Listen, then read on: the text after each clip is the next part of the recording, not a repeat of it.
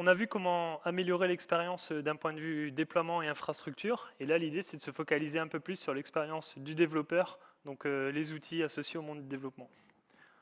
Donc, Google Source Repository permet d'obtenir un repository Git de manière totalement managée par Google, qui permet justement l'hébergement du différent code source des applications. Donc c'est très bien intégré avec Stackdriver Debugger, dont on verra la présentation juste après, où l'intérêt, c'est que je vais être en capacité d'aller lire mon code source directement, de voir le code source qui est utilisé actuellement en production. Container Registry permet l'hébergement des images Docker au sein d'un registre managé par Google. Donc on va pouvoir très facilement partager nos images, les rendre soit publiques ou soit privées avec un partage qui peut se faire avec l'adresse email des utilisateurs, par exemple. Container Registry va être très bien intégré avec Cloud Build, qui va nous permettre de justement construire cette image, de jouer des tests d'intégration continue, donc valider que l'application correspond bien à ce que je souhaite obtenir, jouer des tests unitaires, etc. Et enfin, je vais pouvoir faire des scans de vulnérabilité sur cette image pour détecter qu'il n'y ait pas de paquets obsolètes, par exemple, avec des versions de des bibliothèques ou de dépendances dépréciées. Donc Cloud Build va me permettre de faire toute cette partie intégration continue, donc avec un support natif de Docker, mais on va pouvoir également utiliser des différents plugins. On va pouvoir rajouter un plugin kubectl, par exemple, pour aller déployer directement dans un cluster Kubernetes l'application. Donc, Cloud Build possède un free tier. Donc, ce qui va être intéressant, c'est que pour les petites applications, je vais finalement quasiment rien payer, étant donné que le free tier va couvrir l'ensemble des dépenses de la chaîne d'intégration. Donc l'idée, c'est maintenant de parler de Stackdriver. Donc toutes ces applications qui seront déployées dans le cloud, elles vont avoir un cycle de vie. Et ce cycle de vie, je souhaiterais justement aller le monitorer. Donc Stackdriver, c'est vraiment la base des SRI, de comment monitorer mon infrastructure pour être en capacité de détecter les incidents, de pouvoir apporter une réponse et de pouvoir, au-dessus, tout en haut de la pyramide, proposer à mes utilisateurs un engagement, donc soit des SLA d'un point de vue contractualisation, ou tout simplement moi me définir des SLO, donc des objectifs de performance à atteindre au niveau de mon application. Donc pour m'aider à faire ça, Google me met à disposition une suite d'outils, donc regroupés au sein du produit Stackdriver, qui va me permettre de monitorer mon application, de centraliser l'ensemble de mes logs, d'utiliser un debugger si jamais j'ai besoin d'aller troubleshooter un incident de production sans devoir potentiellement redéployer ma production sur un autre environnement. Et une solution donc d'error reporting qui va me permettre de centraliser mes logs, d'analyser ces logs et d'en déduire des statistiques sur quelles sont les erreurs récurrentes qui reviennent régulièrement. Combien de fois j'ai eu des 404, combien de fois j'ai eu des erreurs 500, etc. Pour identifier très facilement, au niveau de mon application, quels sont les problèmes récurrents.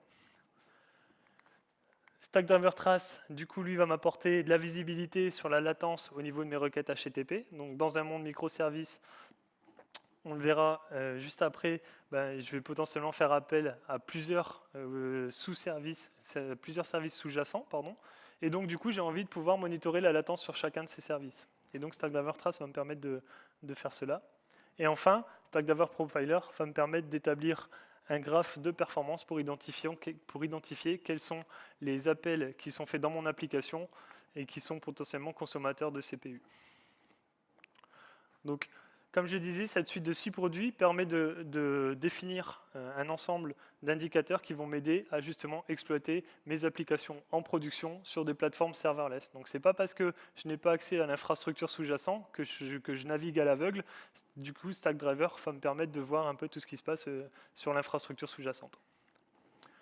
Quelques points intéressants à noter, donc Stackdriver Monitoring va permettre aussi l'utilisation d'Uptime et DivCheck. Donc je vais tout simplement mettre l'URL de mon application et Google va sonder régulièrement mon application pour m'inventorier donc le temps de latence, le temps d'accès à mon application un peu partout dans le monde. Donc je vais pouvoir très facilement définir que mon application depuis les États-Unis, elle a mis 50 millisecondes à être accédée, peut-être depuis l'Asie, elle en aura mis 200, etc., etc.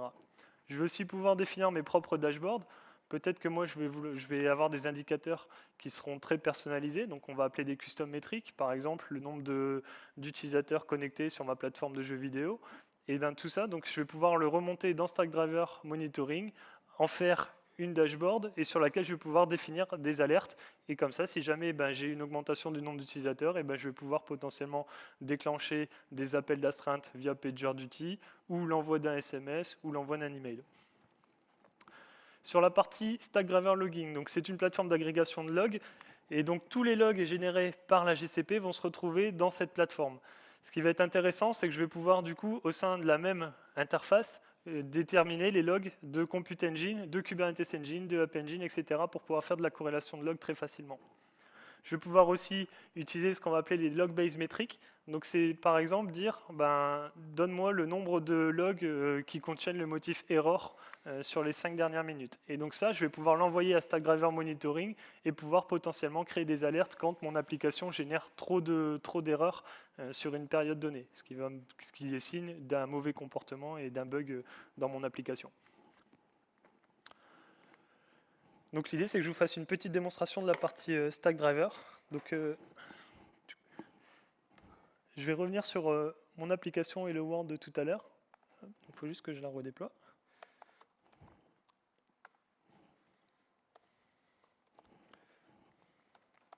Donc je vais réutiliser Cloud Build pour générer mon image et la déployer sur ma registry Google Container Registry.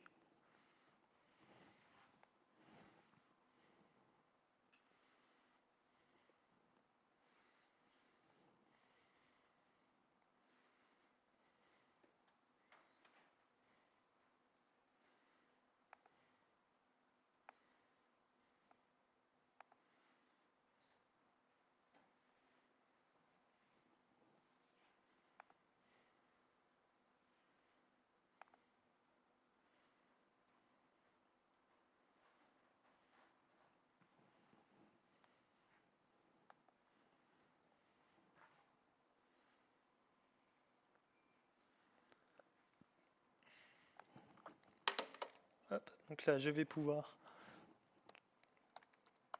déployer mon application.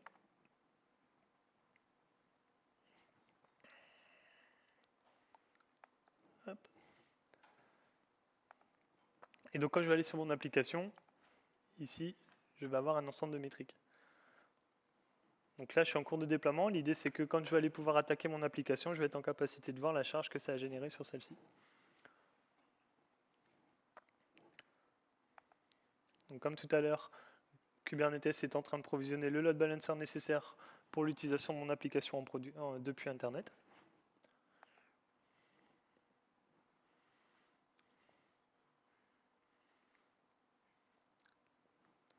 Et donc je devrais avoir l'IP dans quelques instants.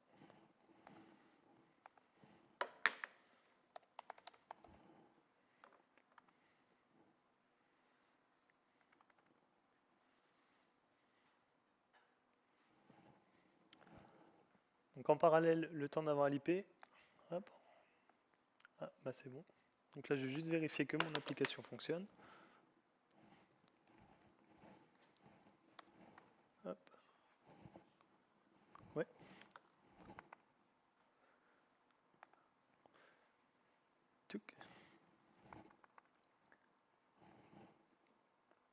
Donc ça, on n'en a plus besoin.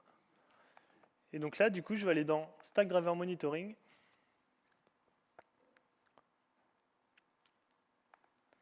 Pour justement aller chercher les métriques de mon application. Donc là, en fait, je vais créer ce qu'on appelle un Workspace Stackdriver. Donc le Workspace Stackdriver, c'est un workspace qui va me permettre d'agréger plusieurs projets GCP au sein du même workspace. Ça veut dire que potentiellement, pour mon application, j'ai peut-être envie de mettre mon déploiement pour, par exemple, le client 1, le client 2, le client 3 au sein du même workspace. Comme ça, je vais être en capacité d'avoir une seule dashboard pour l'ensemble de mes clients. Donc le temps qu'on initialise le workspace, ce qu'on peut faire, c'est déjà s'amuser à générer un peu de charge sur l'application. Alors du coup, donc je vais pas m'amuser à faire F5 pour pas abîmer mon clavier. Je vais tout simplement récupérer l'IP de mon application. Hop, et puis faire une petite boucle qui va aller générer de la charge.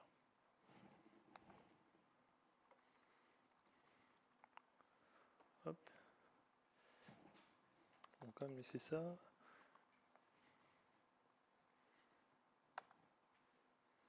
Hop.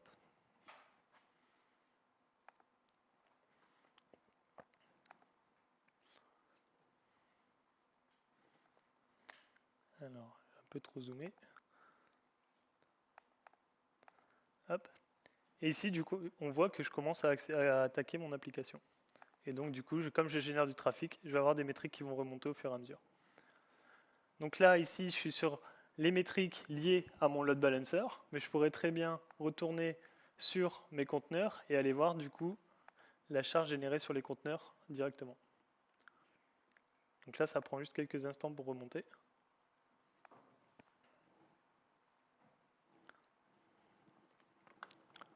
Hop. Et donc, si je retourne maintenant, cette fois-ci, ces informations-là, je vais les retrouver directement dans la dashboard Stackdriver. Hop. Et donc ici, on verra que j'ai un ensemble de métriques qui sont disponibles. Et donc, je pourrais aller chercher, par exemple, le CPU utilisé par mes nœuds Kubernetes, par exemple. Hop, donc on va mettre CPU. Hop, on va prendre la métrique de Compute Engine.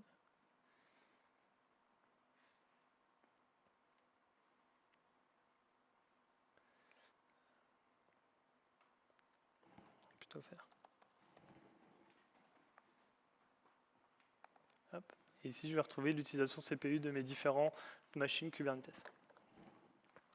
Je pourrais très bien créer du coup de l'alerting. Donc je pourrais créer donc une policy sur laquelle je vais rajouter une condition. Donc je vais aller reprendre la métrique CPU de tout à l'heure.